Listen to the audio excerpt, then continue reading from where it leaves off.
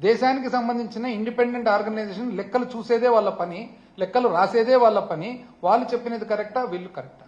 అసలు ఆశ్చర్యం, ఈ మధ్య కాలంలో నేను అమెరికాలోనే ఎక్కడో ఒక అబ్బాయి యంగ్స్టర్ ఏదో ఉద్యోగం చేస్తున్నట్టున్నారు, యూకేలోనో అమెరికాలోనో ఐటీ ఉద్యోగం. ఆయన ఎంత బాగా చెప్పినానంటే, నాకెందుకు డిఫరెన్స్ కనపడుతుందండి, ఈ కూటమి వాళ్ళు ఏది చెప్పినా కూడా ఒక్క రోజు కూడా ఒక సోర్స్ చెప్పరు, వేరేజ్ వైసీపీ వాళ్ళు కానీ జగన్మోహన్ రెడ్డి గారు కానీ ఏం మాట్లాడినా కూడా అది ఆర్బీఐయా, అది సిఏజీనా, అది మాస్పీ, ministry of statistics and programme, ప్రతి దానికి ప్రతి ఫిగర్కు ఒక సోర్స్ ఉంటుంది, వీళ్ళది ఒక్క సోర్స్ కూడా ఉండదు.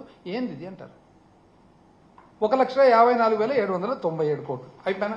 ఆ తర్వాత నెక్స్ట్ 36,000 కోట్లు సివిల్ సప్లైస్ అంటారు. సివిల్ సప్లైస్ కు ప్రభుత్వం ఇవ్వాల్సిన సబ్సిడీ ఇవ్వలేదు కాబట్టి, పేమెంట్ చేయలేదు కాబట్టి, పేమెంట్ చేయనందుకే సివిల్ సప్లైస్ అప్పు చేసింది. అంటే ఆ 36,000 కోట్లు ఎక్కడుంది? ఆల్రెడీ 1,54,797 లోపల 36 ఉంది.